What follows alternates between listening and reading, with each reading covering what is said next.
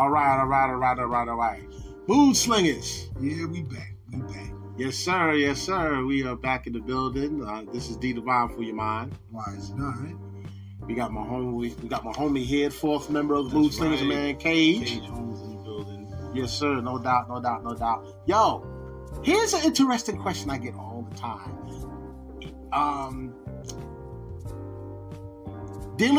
Being that we are a company like that's trying to promote artists, up and coming artists, right?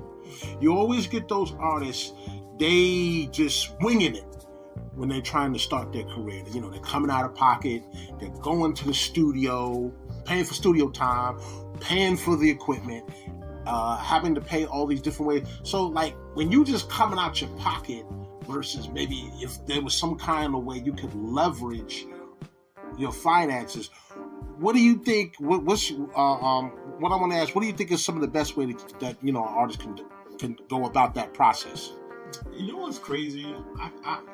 I really it's hard to answer that because I can speak from my experiences, and when I was doing what I was doing back in those days in music, a lot of the capital came from Pockets. straight out the pocket. Yeah, it came from the pocket because you kind of like, you're not even thinking, or you're in creative mode. You're in striving mode. You're not even thinking about, well, if I can build this credit.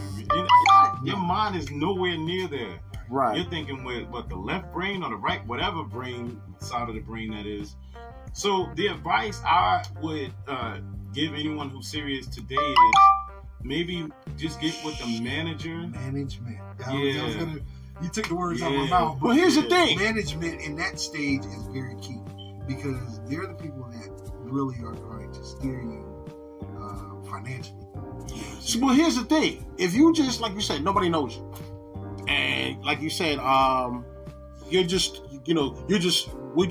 coming out of the gate. Most managements get with an artist when he's, when he has some type of way, when he's already established. At least one that's serious. It's like back in the day.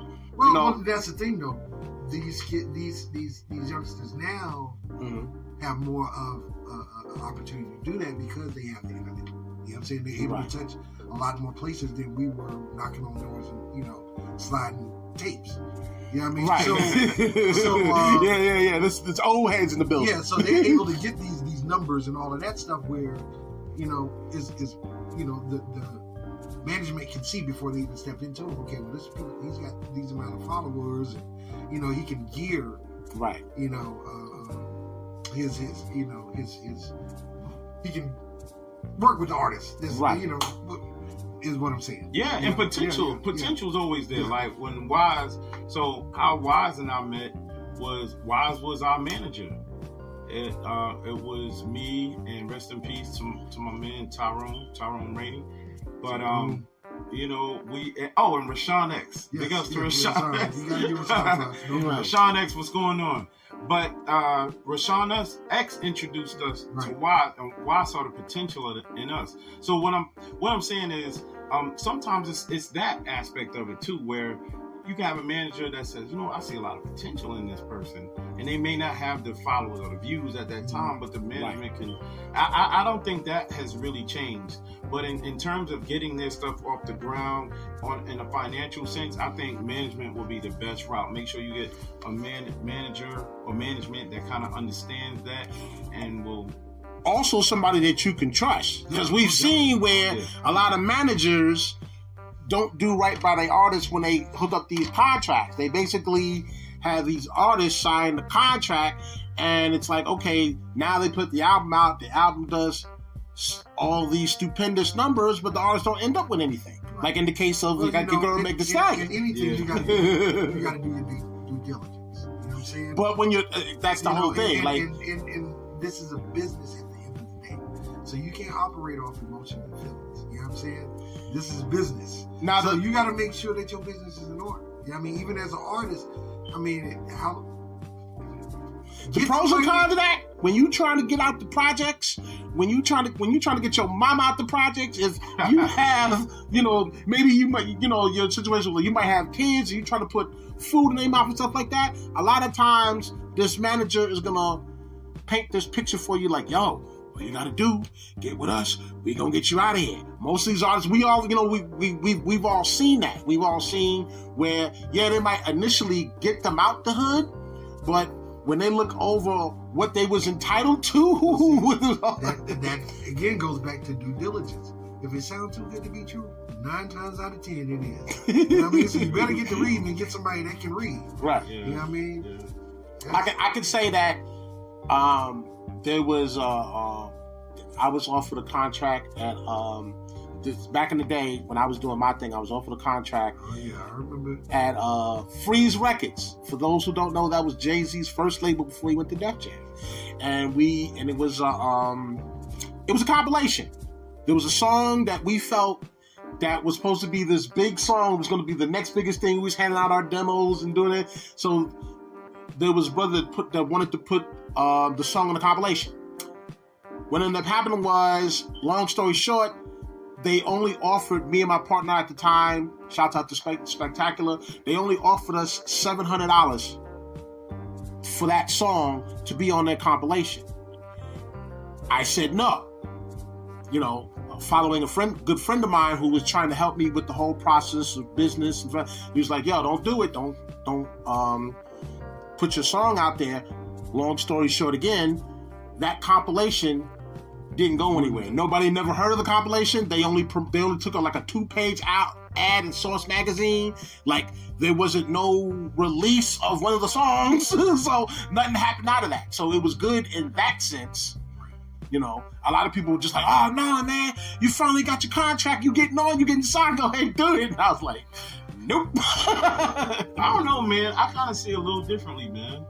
Maybe your song would have been the one that would have blew. You see what I'm saying? Like, that's how I see it. Now, as far as the 700 goes, we, life is funny and nobody's guaranteed anything. A rock can fall on us right now, right? Right. I'm not saying take a bad deal. Don't get it twisted. However, what I am saying is, if the paperwork was like, look, we don't want any of your royalties, we don't give you an advance just to put this on this particular album. Right. After that, you can do what you want. I don't know, man.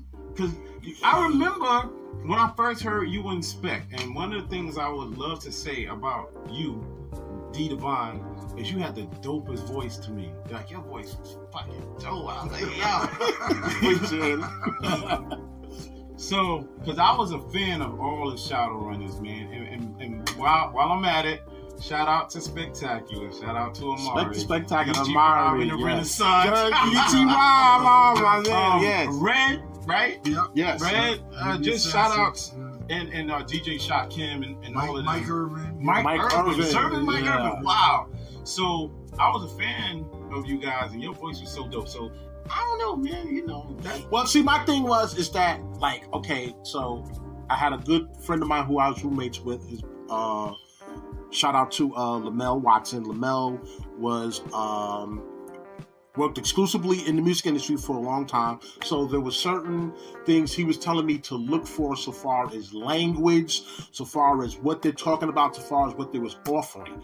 And in the negotiation of the thing, when they were talking about the compilation, there were certain languages that I didn't hear about them actually projecting to do this and do that. Like, they wasn't projecting to put a single out. They wasn't projecting how much of a budget they was putting behind the compilation.